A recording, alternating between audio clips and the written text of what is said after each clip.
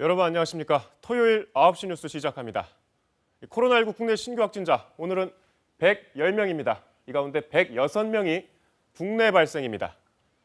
신규 확진자 수가 두 자릿수로 떨어지기를 고대하고 있는데 37일째 세 자릿수를 유지하고 있습니다.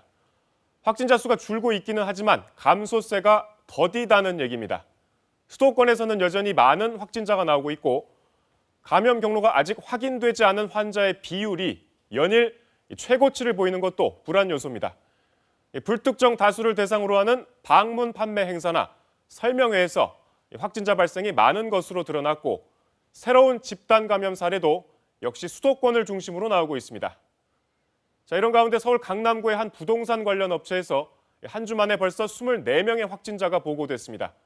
교회와 병원 등에서도 감염이 잇따랐는데 오늘 자세한 확진 현황 박효인 기자가 정리했습니다. 서울 강남구의 한 부동산 관련 업체입니다. 지난 15일 첫 확진자가 나온 이후 접촉자 조사 과정에서 무려 23명이 추가로 양성 판정을 받았습니다.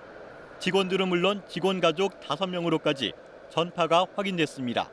거기가 전화 상담을 좀 많이 해주는 데여서 밀접하게 앉아 있었고 말로 이렇게 좀 많이 해야 되고 그래서 좀 많이 나오고 있나 봐요.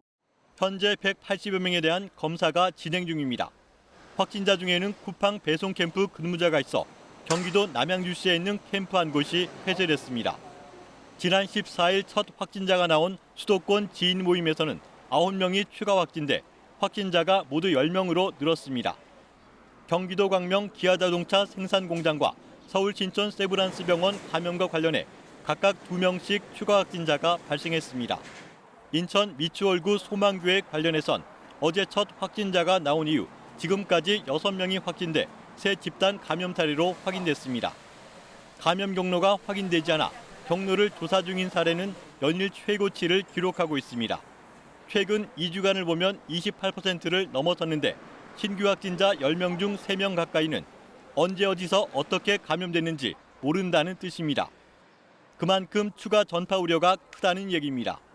의료 체계가 감당할 만한 수준으로 코로나19의 발생 규모 그리고 속도를 통제하는 소위 장기적 유행 억제 정책을 진행하고 있습니다. 한편 방역당국은 국내에서도 처음으로 재감염 의심 사례에 대한 연구조사가 진행되고 있다고 설명했는데 재감염 의심 사례가 발생했다고 방역당국이 밝힌 것은 이번이 처음입니다. KBS 뉴스 박효인입니다.